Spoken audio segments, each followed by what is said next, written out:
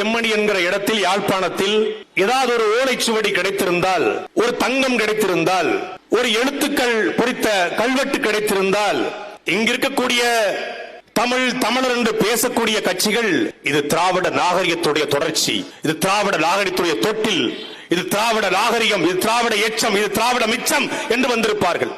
ஆனால் கிடைத்தது எலும்புக்கூடு என்பதால் வாயை பொத்திக் கொண்டு கிடக்கிறார்கள். தம்பி கார்த்திக் சொன்னது போல உண்மையிலே பேசியிருக்க வேண்டியது யார்? 2 கோடி தமிழர்களுடைய வாக்கை பெற்று சொகுசாக ஆட்சி அமைத்து பல லட்சம் கோடிகளை கொட்டி வீடுகள் கட்டி பல கோடிக்கு கார் வாங்கி சொகுசாக வாழ்ந்து கொண்டிருக்கிற இந்த திராவிட கட்சியினுடைய தலைவர்கள் தான் இதை பேசியிருக்கணும்.